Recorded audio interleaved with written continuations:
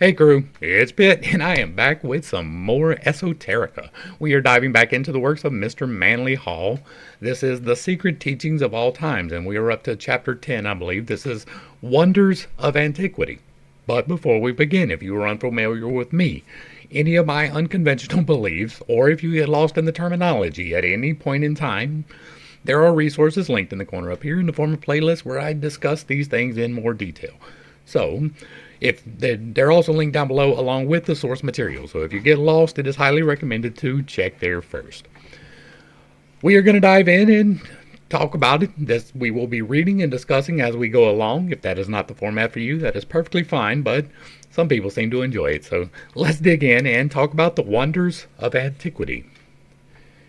It was a common practice among the early Egyptians, Greeks, and Romans to seal lighted lamps in the sepulchres of their dead as offerings to the god of death. Possibly it was also believed that the deceased could use these lights in finding his way through the valley of the shadow. Later, as the custom became generally established, not only actual lamps but miniatures of them in terracotta were buried with the dead. Some of the lamps were enclosed in circular vessels for protection, and instances have been recorded in which the original oil was found in them, in a perfect state of preservation after more than 2,000 years. There is ample proof that many of these lamps were burning when the sepulchres were sealed, and it has been declared that they were still burning when the vaults were opened, hundreds of years later. The possibility of preparing the fuel which would renew itself as rapidly as it was consumed has been a source of considerable controversy among medieval authors.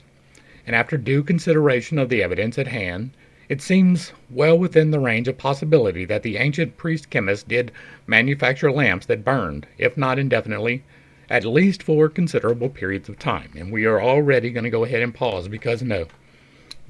If you have any idea whatsoever how fire works, this is not even a possibility, right?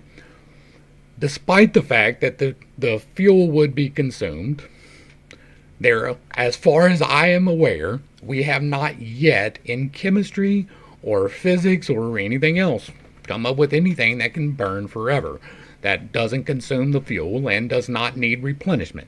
Now, I'm not putting against that they may have gone in and relit some lamps and refilled some lamps, but if they put burning lamps in a sealed room, then eventually the oxygen is going to go away and there will be no fire. Straight off the top, if it is sealed in the manner that they did, like they literally sealed it airtight all the time, and so the chances that the lamp was burning despite the fuel is almost impossible. Like, I don't ever really put anything completely into the realm of impossibility, right? I don't know, so I'm not going to say that it is entirely impossible, but I will say with 99.9% certainty that this did not happen. It's not even possible. There's no way that they were still burning after 100 years, much less 200 or 300 or 1,000. And the oil, however, being preserved, or the fuel being preserved, that is a possibility, because what we just say, you hermetically seal this room and all the oxygen gets burnt away, well, then you're left with carbon dioxide and nitrogen. And guess what? Those preserve things.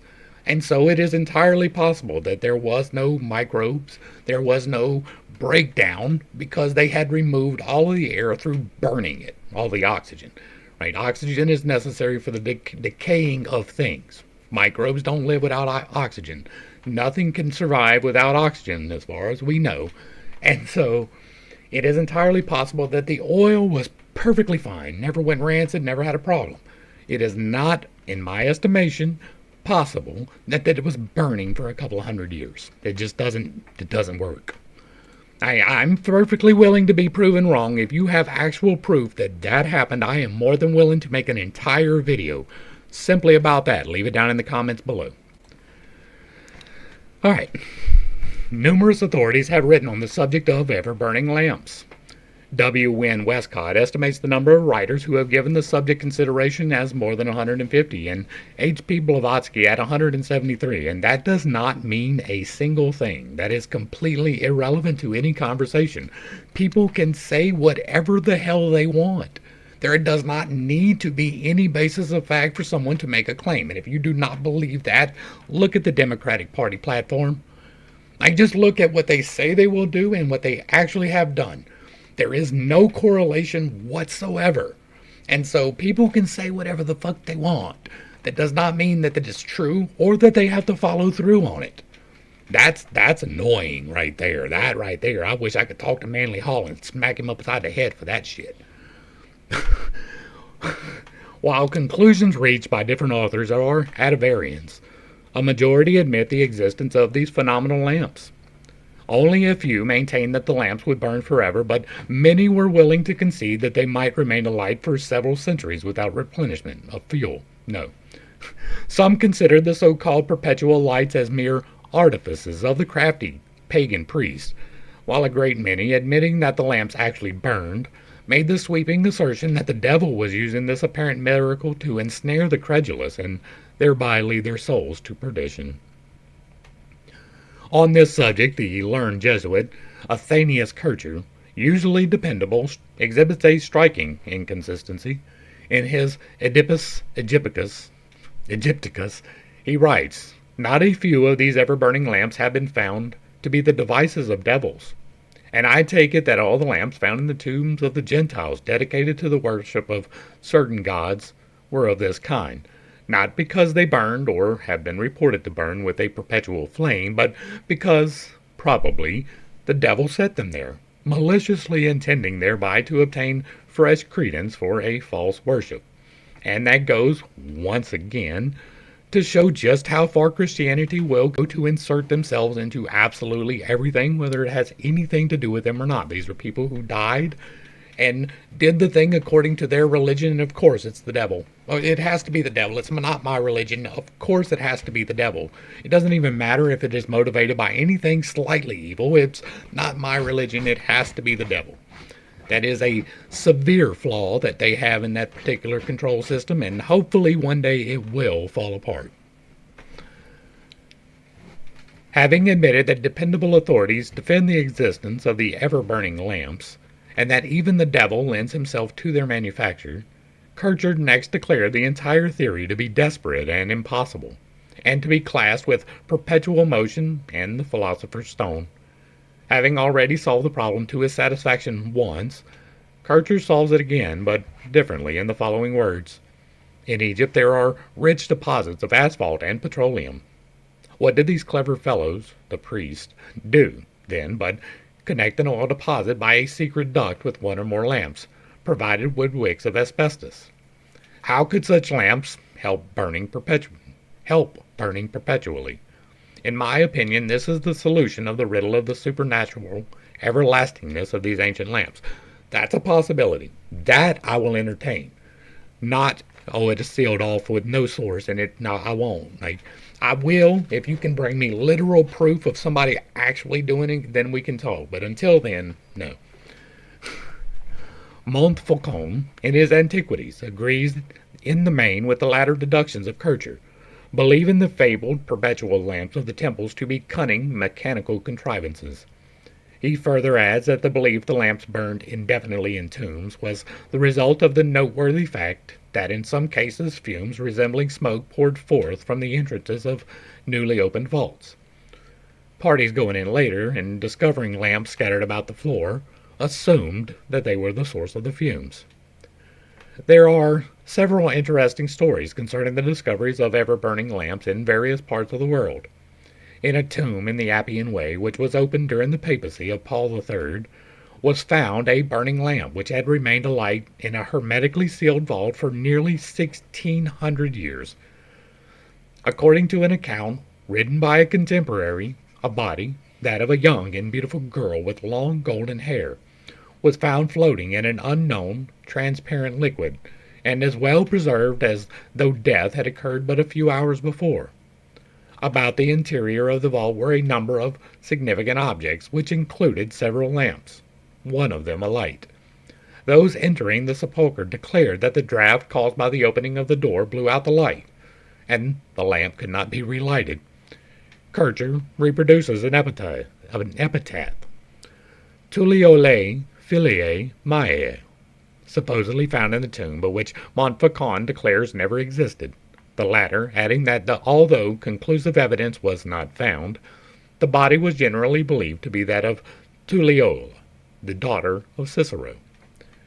Ever-burning lamps have been discovered in all parts of the world. Not only the Mediterranean countries, but also India, Tibet, China, and South America have contributed records of lights which burned continuously without fuel. The examples which follow were selected at random from the imposing list of perpetual lamps found in different ages. Plutarch wrote of a lamp that burned over the door of the temple to Jupiter. Ammon, the priest, declared that it had remained alight for centuries without fuel. Of course, they said it. It must be true. St. Augustine described a perpetual lamp guarded in the temple of Egypt, sacred to Venus, which neither wind nor water could extinguish. He believed it to be the work of the devil. An ever-burning lamp was found at Edessa, or Antioch, during the reign of the Emperor Justinian. It was in a niche over the city gate, elaborately enclosed to protect it from the elements. The date upon it proved that the lamp had been burning for more than 500 years. It was destroyed by soldiers. During the early Middle Ages, the lamp was found in England, which had burned since the 3rd century after Christ. The monument containing it was believed to be the tomb of the father of Constantine the Great. The lantern of Pallas was discovered near Rome in AD 1401. It was found in the sepulchre of Pallas, son of Evander, immortalized by Virgil in his Aeneid. The lamp was placed at the head of the body and had burned with a steady glow for more than 2,000 years. In AD 1550, on the island of Nessus, in the Bay of Naples, a magnificent marble vault was opened, in which was found a lamp, still alight, which had been placed there before the beginning of the Christian era. Pausanias described a beautiful golden lamp in the temple of Minerva, which burned steadily for a year without refueling or having the wick trimmed. The ceremony of filling the lamp took place annually, and time was measured by the ceremony. That one's believable. According to the Fama Fraternitatis, the crypt of Christian Rosenkreutz, when opened 120 years after his death, was found to be brilliantly illuminated by a perpetual lamp suspended from the ceiling. Numa Pompilius, king of Rome and magician of considerable power, caused a perpetual light to burn in the dome of the temple he had created in honor of an elemental being. In England, a curious tomb was found containing an automaton which moved when certain stones in the floor of the vault were stepped upon by an intruder. At that time, the Rosicrucian controversy was at its height, so it was decided that the tomb was that of a Rosicrucian initiate. A countryman, discovering the tomb and entering, found the interior brilliantly lighted by a lamp hanging from the ceiling. As he walked, his weight depressed some of the floor stones. At once, a seated figure in heavy armor began to move. Mechanically, it rose to its feet and struck the lamp with an iron baton, completely destroying it and thus effectually preventing the discovery of the secret substance which maintained the flame. How long the lamp had burned is unknown, but certainly it had been for a considerable number of years. How convenient. It is related that among the tombs near Memphis and the Brahmin temples of India, lights have been found in sealed chambers and vessels, but sudden exposure to the air has extinguished them and caused their fuel to evaporate. Now, there could be a chemical process that is taking place slowly and emitting light over time that can work in a sealed environment, but it is not a flame, right? Fire requires oxygen. If it is a hermetically sealed area, then no oxygen is going to get in. That is kind of the point of hermetically sealed.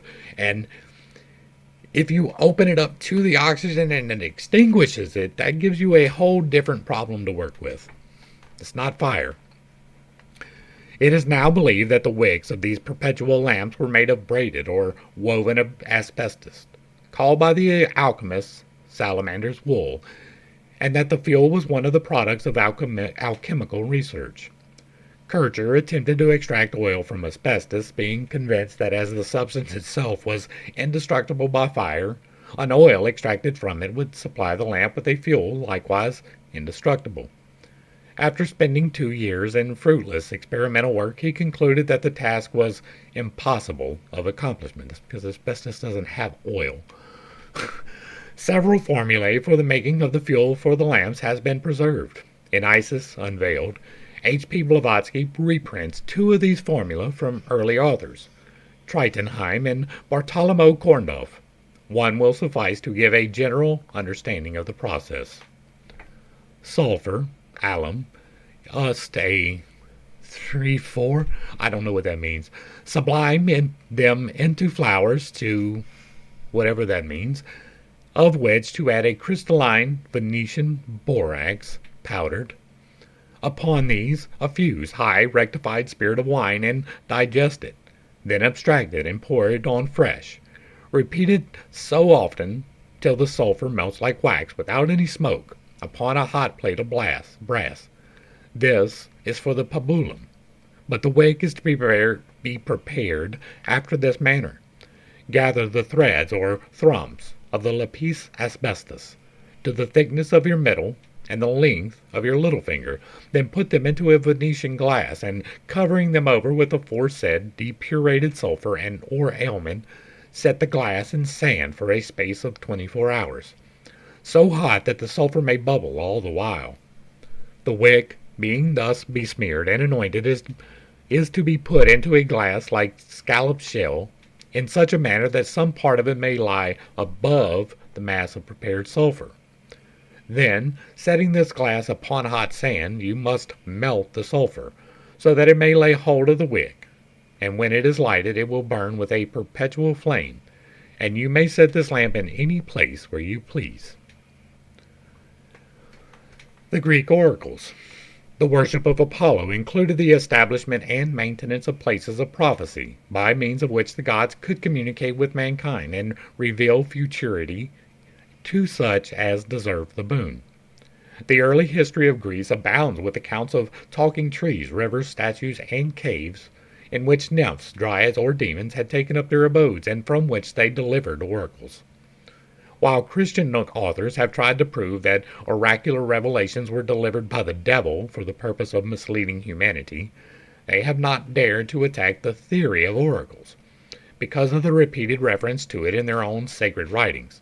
If the onyx stones on the shoulders of Israel's high priest made known by their flashings the will of Jehovah, then a black dove, temporarily endowed with the faculty of speech, could indeed pronounce oracles in the temple of Jupiter Ammon. If the witch of Endor could invoke the shade of Samuel, who in turn gave prophecies to Saul, could not a priestess of Apollo call up the spectre of her liege to foretell the destiny of Greece? The most famous oracles of antiquity were those of Delphi, Dodona, Tryphonius, and Latona, of which the talking oak trees of Dodona were the oldest.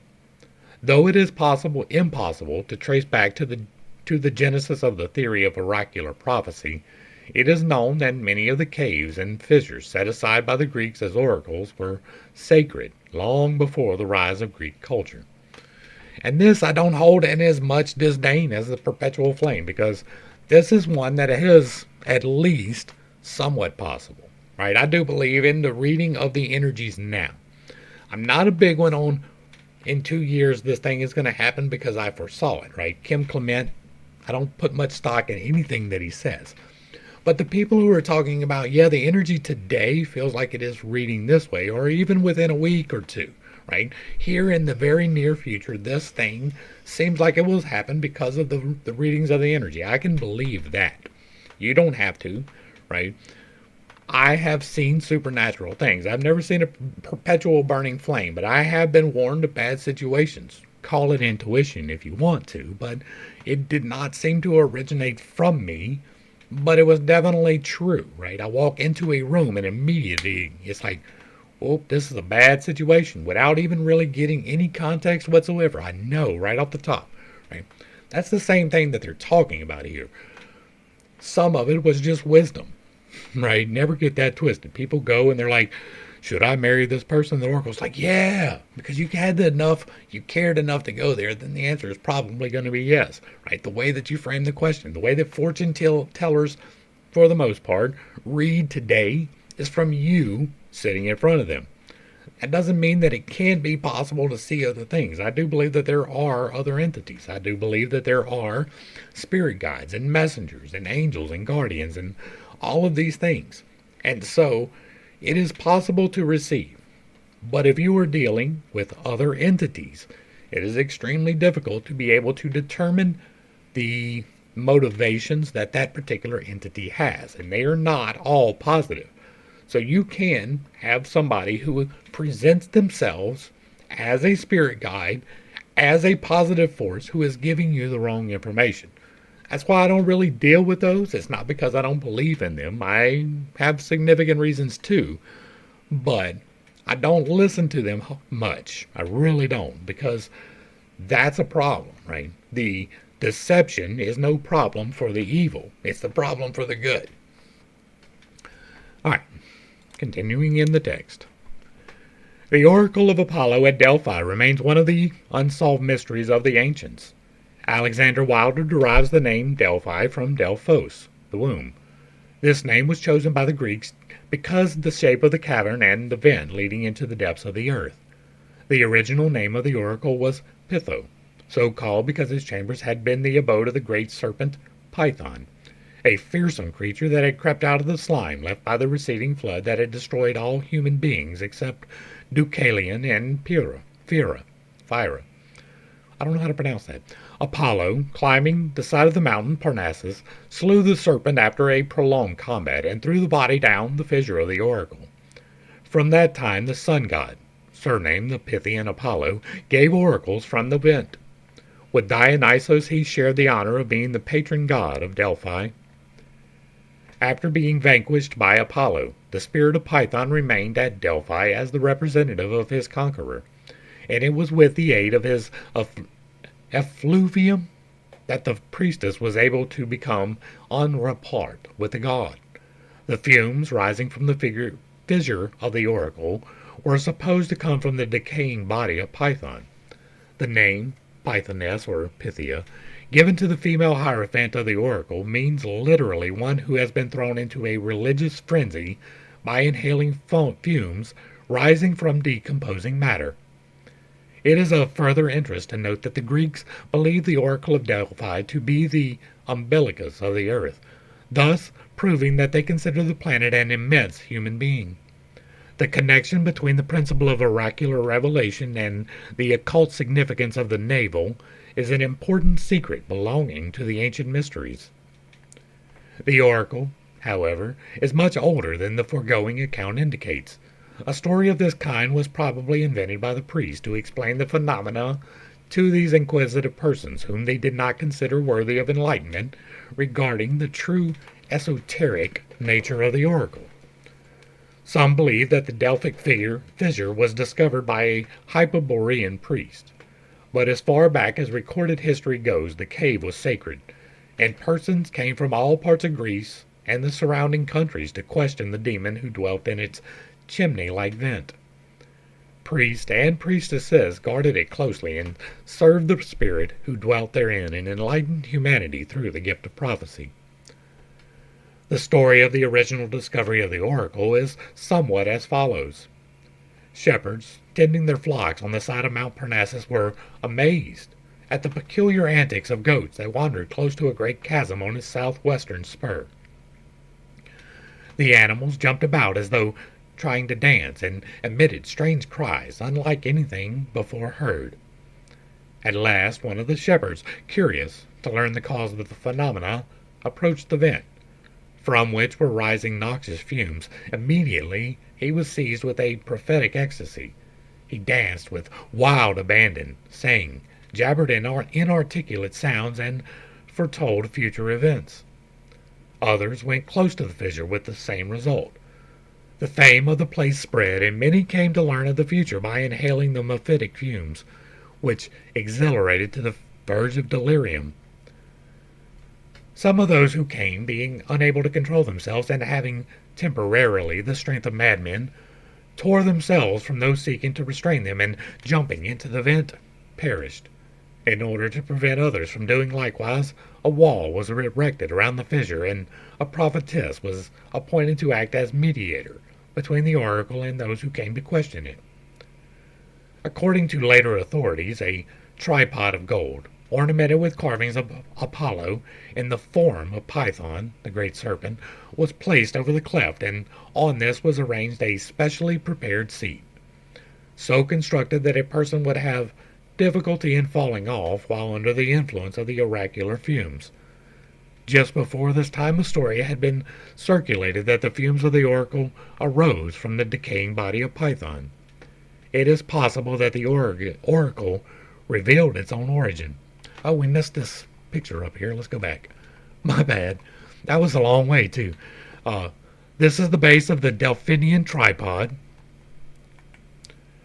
The windings of these serpents form the base, and the three heads sustain the 3 feet of the tripod. It is impossible to secure satisfactory information concerning the shape and size of the celebrated Delphinian tripod. Theories concerning it are based, in most part, upon small ornamental tripods discovered in various temples. This is the Delphinian tripod restored. According to Beaumont, the above is the most authentic form of the Delphinian tripod extant. But, as the tripod must have changed considerably during the life of the oracle, hasty conclusions are unwise. In his description of the tripod, Beaumont divides it into 4 parts. A frame with 3, a reverberating basin or bowl set in the frame, a flat plate or table upon which the Pythia sat, and a cone-shaped cover over the table, which completely concealed the priestess, and from beneath which her voice sounded forth in weird and hollow tones. Attempts have been made to relate the Delphinian tripod with the Jewish Ark of the Covenant. The frame of 3 legs was likened to the Ark of the Covenant, a flat plate or table to the mercy seat, and the cone-shaped covering to the tent of the tabernacle itself. This entire conception differs widely from the popularly accepted, but discloses a valuable analogy between Jewish and Greek symbolism. No, it doesn't. That is, again, Christianity inserting itself into a place that it has no place to insert. Like, it's not meant to be that way. For many centuries during its early history, virgin maidens were consecrated to the service of the oracle. They were called the Phobides, or Pythiae, and constituted what famous order that now known as the Pythian priesthood. It is probable that women were chosen to receive the oracles because their sensitive and emotional nature responded more quickly to the fumes of enthusiasm. 3 days before the time set to receive the communications from Apollo, the virgin priestess began the ceremony of purification.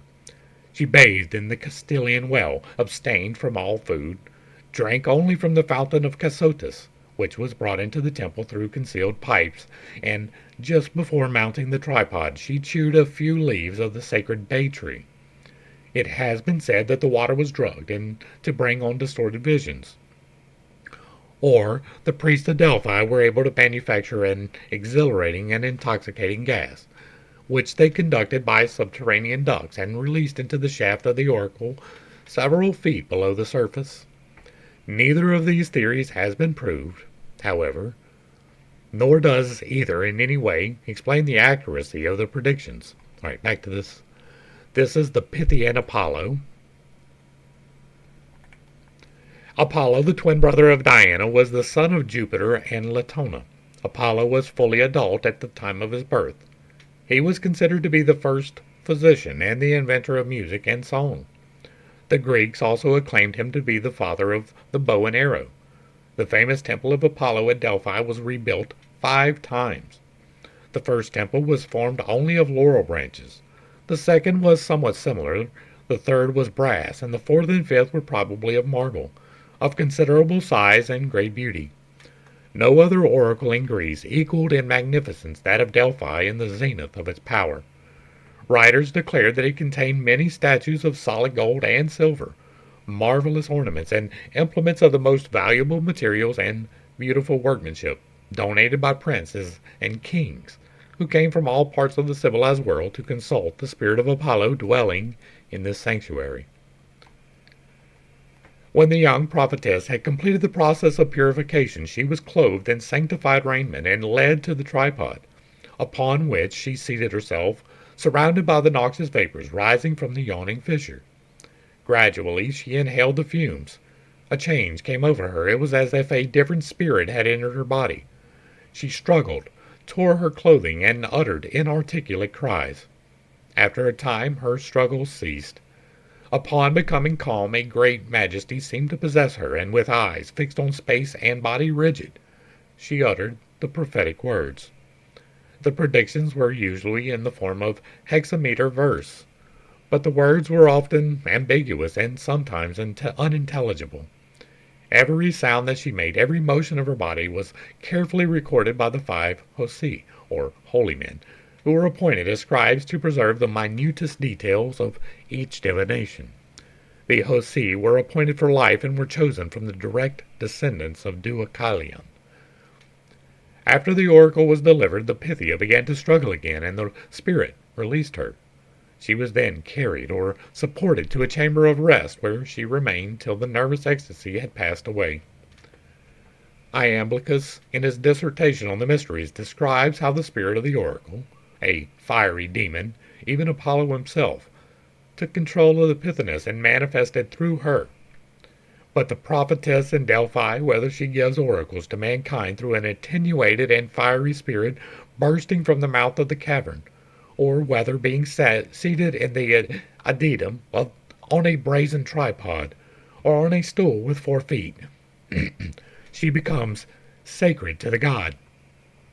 Whichsoever of these is the case, she entirely gives herself up to a divine spirit, and is illuminated with a ray of divine fire.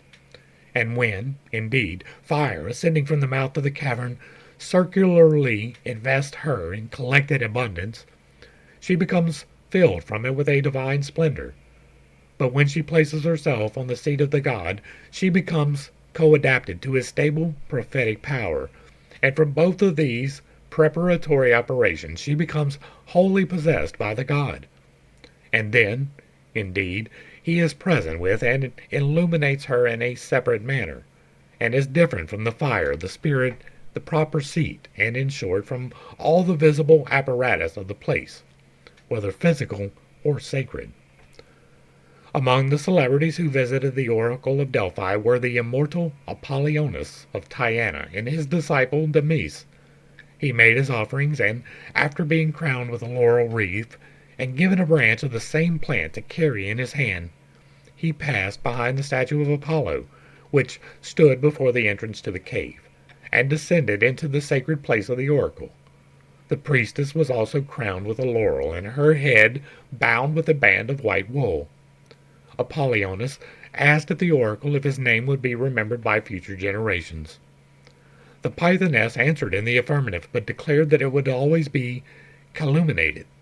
Apollonius left the cavern in anger, but time has proven the accuracy of the prediction, for the early church fathers perpetuated the name of Apollonius as the Antichrist. For details of the story, see History de la Magie. The messages given by the virgin prophetess were turned over to the philosophers of the oracle, whose duty it was to interpret and apply them. The communications were then delivered to the poets, who immediately translated them into odes and lyrics, setting forth in exquisite form the statements supposedly made by Apollo and making them available for the populace. Serpents were much in evidence at the oracle of Delphi. The base of the tripod upon which the Pythia sat was formed of the twisted bodies of 3 gigantic snakes. According to some authorities, one of the processes used to produce the prophetic ecstasy was to force the young priestess to gaze into the eyes of a serpent. Fascinated and hypnotized, she then spoke with the voice of the god. Although the early Pythian priestesses were always maidens, some still in their teens, a law was later enacted that only women past 50 years of age should be the mouthpiece of the oracle. These older women dressed as young girls and went through the same ceremonial as the first Pythiae. The change was probably the indirect result of a series of assaults made upon the persons of the priestesses by the profane. During the during the early history of the Delphinian oracle, the god spoke only at each 7th birthday of Apollo. As time went on, however, the demand became so great that the Pythia was forced to seat herself upon the tripod every month. The time selected for the consultation and the questions to be asked were determined by lot or by vote of the inhabitants of Delphi. It is generally admitted that the effect of the Delphinian oracle upon Greek culture was profoundly constructive. James Gardner sums up its influence in the following words: its responses revealed many a tyrant and foretold his fate. Though its means, many and through its means, many an unhappy being was saved from destruction, and many a perplexed mortal guided in the right way. It encouraged useful institutions and promoted the progress of useful discoveries. Its moral influence was on the side of virtue, and its political influence in favor of the advancement of civil liberty. See Faiths of the World. The oracle of Dodona was presided over by Jupiter, who uttered prophecies through oak trees, birds, and vases of brass. Many writers have noted the similarities between the rituals of Dodona and those of the Druid priest of Britain and Gaul. The famous oracular dove of Dodona, alighting upon the branches of the sacred oaks, not only discoursed at length in the Greek tongue upon philosophy and religion, but also answered the queries of those who came from distant places to consult it. The talking trees stood together, forming a sacred grove. When the priest desired answers to important questions, after careful and solemn purifications, they retired to the grove. Then they accosted the trees, beseeching a reply from the god who dwelt therein. When they had stated their questions, the trees spoke with the voices of human beings, revealing to the priest the desired information. Some assert that there was but one tree which spoke, an oak or a beech standing in the very heart of the ancient grove. Because Jupiter was believed to inhabit this tree, he was sometimes called Phagonius, or one who lives in a beech tree. Most curious of the oracles of Dodona were the talking vases, or kettles. These were made of brass and so carefully fashioned that when struck they gave off sound for hours. Some writers have described a row of these vases and have declared that if one of them was struck, its vibrations would be communicated to all the others and a terrifying din ensue. That's called harmonics. Other authors describe a single large vase standing upon a pillar, near which stood another column supporting the statue of a child holding a whip. At the end of the whip were a number of swinging cords tipped with small metal balls, and the wind, which blew incessantly through the open building, caused the balls to strike against the vase. The number and intensity of the impacts and the reverberations of the vase were all carefully noted, and the priests delivered their oracles accordingly. When the original priest of Dodona, the Seloi, mysteriously vanished, the oracle was served for many centuries by 3 priestesses, who interpreted the vases and at midnight interrogated the sacred trees. The patrons of the oracles were expected to bring offerings and to make contributions. Another remarkable oracle was the cave of Trophonius, which stood upon the side of a hill with an entrance so small that it seemed impossible for a human being to enter. After the consultant had made his offering at the statue of Trophonius and had donned the sanctified garments, he climbed the hill to the cave, carrying in one hand a cake of honey. Sitting down at the edge of the opening, he lowered his feet into the cavern. Thereupon his entire body was precipitately drawn into the cave, which was described by those who had entered it as having only the dimensions of a fair-sized oven. And when the oracle had completed its revelation, the consultant, usually delirious, was forcibly ejected from the cave, feet foremost. This is the Dodonian Jupiter. And I'm going to go ahead and take this picture, and it will become the thumbnail. Jupiter was called Dodonian after the city of Dodona in Epirus. Near this city was a hill thickly covered with oak trees, from which the most ancient times had been sacred to Jupiter. The grove was further venerated because of dryads, fauns, satyrs, and nymphs were believed to dwell in its depths. From the ancient oaks and beeches were hung many chains of tiny bronze bells, which tinkled day and night as the wind swayed the branches. Some assert that the celebrated talking dove of Dodona was in reality a woman, because in Thessaly both prophetesses and doves were called Pleiades.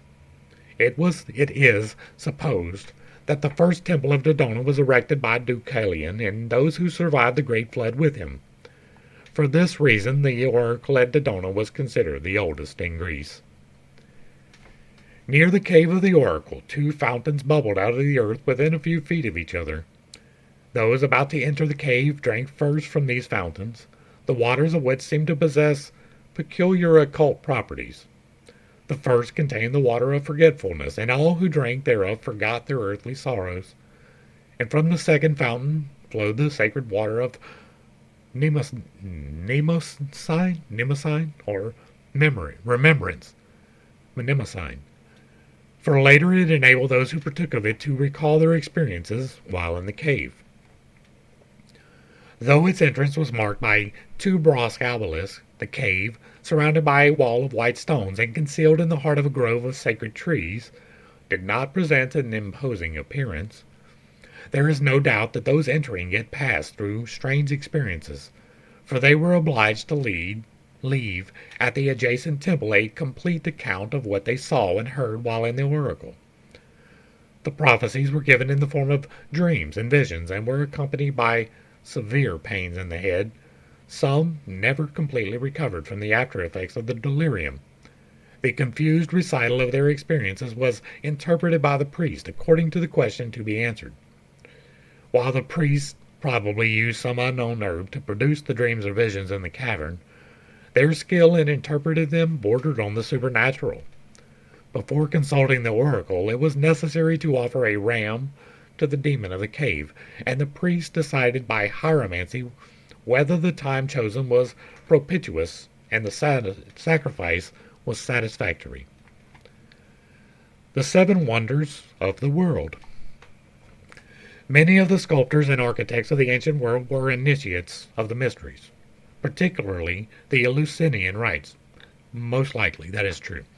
Since the dawn of time, the truers of stone and hewers of wood have constituted a divinely overshadowed caste. As civilization spread slowly over the earth, cities were built and deserted. Monuments were erected to heroes at present unknown. Temples were built to gods who lie broken in the dust of the nations they inspired. Research has proved that not only that the builders of these cities and monuments and the sculptors who chiseled out the inscrutable faces of the gods were masters of their craft, but that in the world today there are none equal to them. The profound knowledge of mathematics and astronomy embodied in ancient architecture and the equally profound knowledge of anatomy revealed in Greek statuary prove that the fashioners of both were masterminds, deeply cultured in the wisdom which constituted the arcana of the mysteries. Thus was established the Guild of the Builders, progenitors of modern Freemasons. When employed to build palaces, temples, or combs, or to carve statues for the wealthy, these initiated architects and artists concealed in their works the secret doctrine, so that now, long after their bones have returned to dust, the world realizes that those first artisans were indeed duly initiated and worthy to receive the wages of master masons. The seven wonders of the world, while apparently designed for diverse reasons, were really monuments erected to perpetuate the arcana of the mysteries. They were symbolic structures placed in peculiar spots, and the real purpose of their erection can only be sensed only by the initiated. Eliphas Levi has noted the marked correspondence between these seven wonders and the seven planets. The seven wonders of the world were built by widows' sons in honor of the seven planetary genii.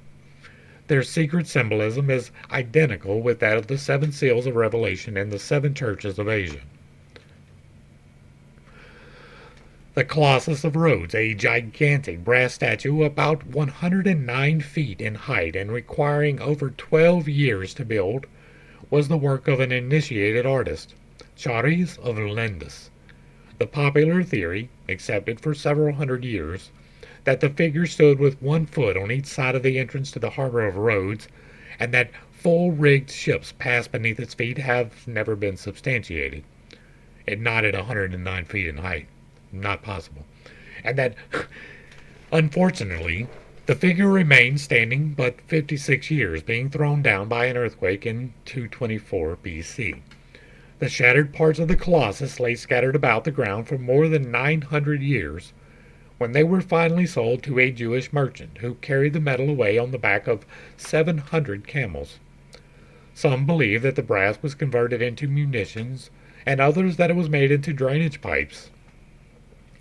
This gigantic gilded figure, with its crown of solar rays and its upraised torch, signified occultly the glorious Son-Man of the mysteries, the universal Savior.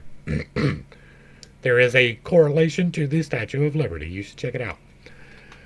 The architect Ctesiphon, in the 5th century BC, submitted to the Ionian cities a plan for erecting a joint monument to their patron goddess, Diana.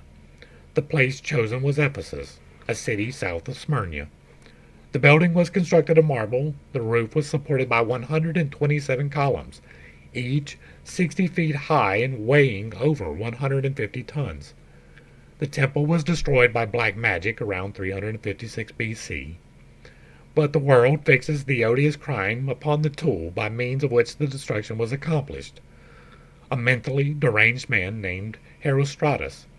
It was later rebuilt, but the symbolism was lost. The original temple, designed as a miniature of the universe, was dedicated to the moon, the occult symbol of generation. Upon his exile from Athens, Phidias, the greatest of all the Greek sculptors, went to Olympia in the province of Elis, and there designed his colossal statue of Zeus, chief of the gods of Greece. There is not even an accurate description of this masterpiece now in existence. Only a few old coins give an inadequate idea of its general appearance.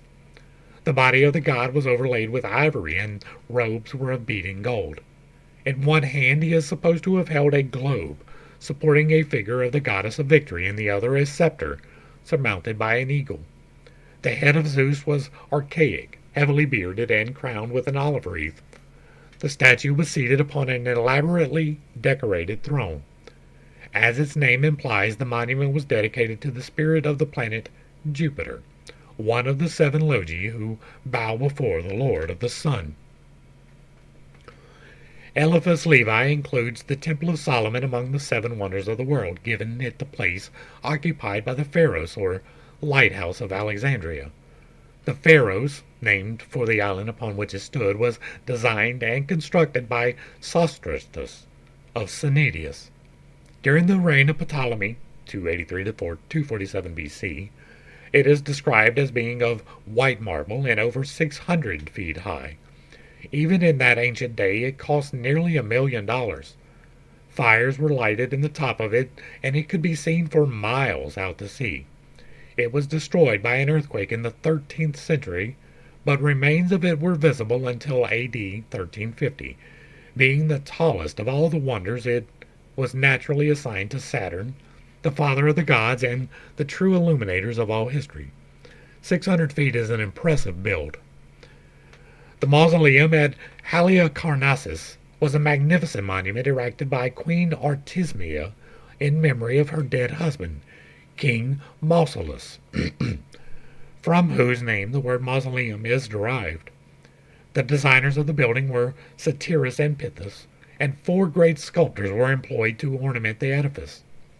The building, which was 114 feet long and 92 feet wide, was divided into 5 major sections, the senses, and surmounted by the pyramid, the spiritual nature of man. The pyramid rose in 24 steps, a sacred number, 3 times 8, and upon the apex was a statue of King Mausolus in a chariot. His figure was 9 feet 9.5 inches tall. Many attempts have been made to reconstruct the monument, which was destroyed by an earthquake, but none has been altogether successful. This monument was sacred to the planet Mars and was built by an initiate for the enlightenment of the world. The gardens of Semiramis in Babylon, more commonly known as the Hanging Gardens, stood within the palace grounds of Nebuchadnezzar near the Euphrates River. They rose in a terrace-like pyramid, and on the top was a reservoir for the watering of the gardens. They were built about 600 BC. but the name of the landscape artist has not been preserved. They symbolize the planes of the invisible world and were consecrated to Venus as the goddess of love and beauty. The Great Pyramid was supreme among the temples of the mysteries. In order to be true to its astronomical symbolism, it must have been constructed about 70,000 years ago. It was the tomb of Osiris and was believed to have been built by the gods themselves, and the architect may have been the immortal Hermes. It is the monument of Mercury, the messenger of the gods, and the universal symbol of wisdom and letters. This is Trophonius of Labadia. He's got a beehive. There's a phoenix over his shoulder, which is important to some people. Trophonius and his brother Agamedes were famous architects. While building a certain treasure vault, they contrived to leave one stone movable, so that they might secretly enter and steal the valuables stored there. A trap was set by the owner who had discovered the plot, and Agamedes was caught. To prevent discovery, Trophonius decapitated his brother and fled, hotly pursued. He hid in the grove of Labadia, where the earth opened up and swallowed him up. The spirit of Trophonius thereafter delivered oracles in the grove and its caverns. The name Trophonius means to be agitated, excited, or roiled. It was declared that the terrible experiences through which consultants passed in the oracular caverns so affected them that they never smiled again. The bees which accompanied the figure of Trophonius were sacred because they led the first envoys from Boeotia to the site of the oracle. The figure above is said to be a production of a statue of Trophonius, which was placed on the brow of a hill above the oracle and surrounded with sharply pointed stakes that could not be touched. And so ends chapter 10, I believe. I might be 11, but I think it's 10. And there was a good bit in here, right? We talked about oracles, which is possible. We talked about ever-burning lamps, which is probably not. And we also talked about 7 wonders, and I held my comments to the end. If you are unfamiliar with me or what I am doing, I believe in some numbers, right? 1, 3, and 8 are specifically important. But 7 is also important because 7 leads into the 8. That sounds a little weird if you don't know what I'm talking about, but I believe that life is fundamentally a harmonic. I have a whole video on the fundamental harmonics of life and how everything is 7 steps which lead into the 8th new beginning. And so there is a repeated pattern through history that I am constantly discovering of 7s, right? We have 3s, we have 7s. 1, 3, and 8 are great. The 7 here, 7, and you have the 8, which is the one left out. I haven't done the work, and so it is very rough, but you can take the 7 planets and align them with 7 different chakras within the human body. Each one has a different area of responsibility. The same was true here, right? These 7 wonders, if this is correct, and it was indeed meant to relay greater knowledge, then that's what it would have to be. It would have to be with the 7, that is 8, that becomes the 1 through the 3. 1, 3, and 8 are the numbers of manifestation. That is how you create things. We talked about that in other videos. You'll have to find them and check them out. It is entirely possible that there was a plot. These were relatively close in time so that you could say that there was an overarching theme. But that does not mean in any case that that is a certified fact, right? We have already seen that Mr. Manly Hall takes a little bit of license, right? A little bit of poetic license whenever he is talking about things. And he tries somewhat to fit them in places that they may not entirely fit. And this may or may not be one of those. Again, I have not done the work, but 7 is important. There is a reason why we had 7 wonders and not 8, even though obviously it could have been counted as 8 because he counted 1 instead of the other one. 7 is important. It is the completion of the week. It is the completion of the earth. It is the completion of the air we breathe. It is the step of harmonics for every single thing. And so I do not completely dismiss this, but I do not completely buy into it because we don't have the actual of it, right? Oracles we can talk about. You don't have to believe that the supernatural is possible. It is perfectly fine if you don't. I do. I am fully invested that the supernatural is not only possible, but probably true.